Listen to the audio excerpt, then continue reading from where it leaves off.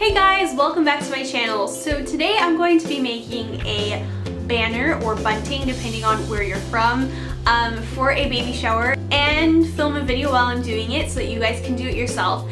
So today's, like I said, it's going to be for my friend's baby shower. I'm just going to be making her baby's name on the banner in kind of nursery print fabrics. I just think this makes a really fantastic personalized handmade gift, whether you put someone's name on it for a baby shower like I'm doing, or for a birthday party, or even put words like joy or love, or for a bridal shower to put the word bride on it. I just think that there's so many options with this gift, and it makes a really cool piece of decor in your house if you wanted to make it for yourself. So I'm just gonna stop babbling on and get into the video. Okay, so for this project, you're going to need some patterned fabric and a printout of the name or word and some coordinating fabric to go along with that. I'm also going to be needing some bias tape, a pair of fabric scissors, and some pins.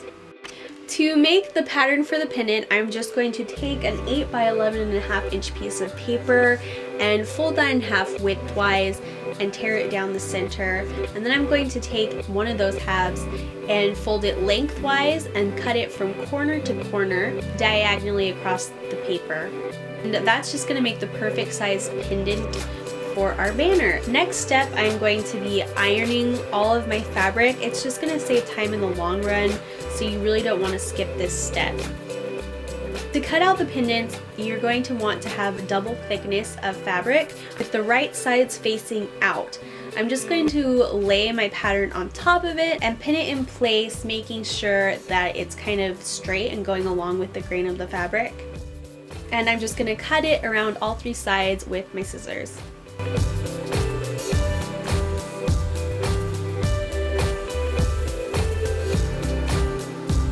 For each pattern that we cut out, we should end up with 2 separate pieces.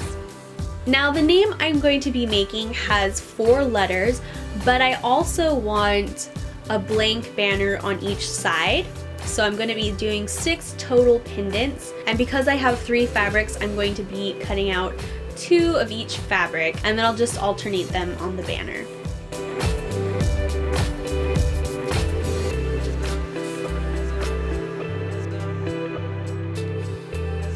To make the name, I'm just going to quickly cut out the letters. I chose nice big block letters. I just thought if the corners were sharp, it would be easier to cut out and sew on. For this, we're just going to want to pin the pattern piece on a single thickness of fabric, so you don't need to fold it over or anything. And I just kind of pin all the little corners wherever I'm not going to be cutting out. I have these really tiny scissors which were awesome for this, and I just started out by cutting the letter out into kind of a square and then went in to cut all the little details out.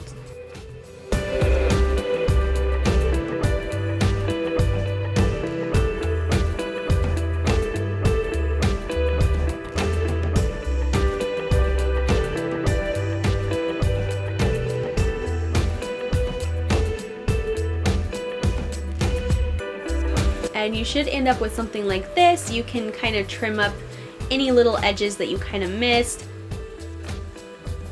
And I'm just going to repeat that process with the rest of the letters. And just in case you're wondering, the baby's name is Kev, not Keith. I just wanted to let you guys know I didn't leave out a letter. Next, I'm just going to kind of arrange the banner in the order I want the pendants to fall, alternating patterns, and place the letters on top, just so I kind of have a guideline. And remember, all these pendants are double thickness, so the back is going to look really nice too. Before sewing the pendants together, we just want to sew the applique letters onto the pendant. So we're just going to take that top layer of fabric, and then we're just going to place the letter in the center of the pendant, wherever we want it to end up.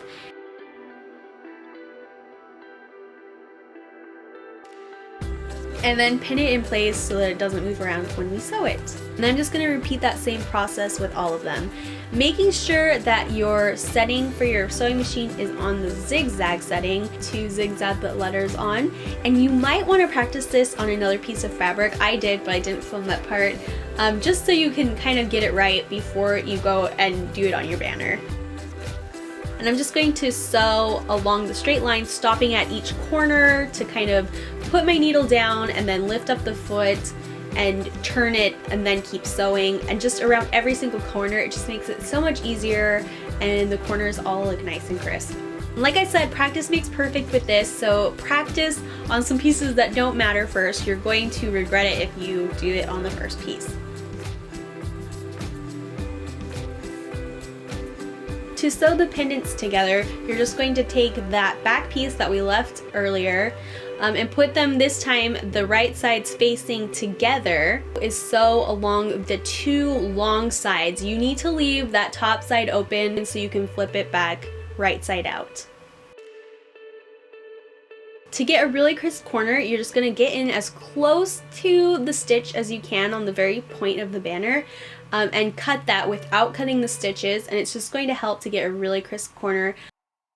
I'm going to turn this right side out, and then with a pin I'm just going to help myself get the very tip out of the banner so that it just looks really nice and sharp. And then I'm going to iron it out to get it really nice and flat. And there's the first banner. We just have 5 more to go. And then we're going to repeat that same process on all the lettered ones, and including the ones that do not have any appliques sewn onto them. And now comes the exciting part. We're going to take some extra wide bias tape, and you want to make sure this is extra wide. You can choose any color, I just chose white. And I'm going to just measure 18 inches before I start attaching the first pendant, just so that there's a little bit extra to hang it with. You're going to take the open side, that shorter edge that you didn't sew yet, and kind of stick it between the folds of the bias tape and pin it in place on each corner.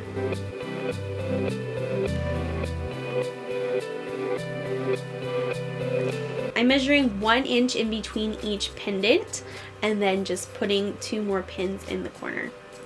And make sure as you're pinning this that you get the letters in the right order.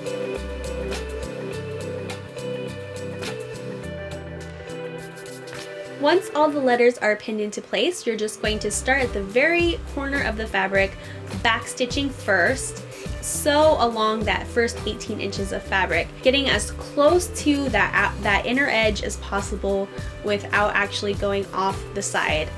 Like I said, practice makes perfect with this kind of thing, so just maybe try it out first on some of the leftovers and then go ahead and do the rest. So I'm just going to take out the pins as I go along and make sure that the pendants are tucked as far up in the edge as possible as I sew along that inner edge. And I forgot to film this part, but I did make sure that there was another 18 inches of blank bias on the other end, and then I just cut it there. And then of course when you're sewing, just make sure that you backstitch whenever you start or finish a seam. And last, I'm just going to take the loose ends of the bias tape and tie them in a knot as close to the end as possible, and just snip off any remaining pieces of thread that are sticking out over the whole banner. And you should end up with something like this.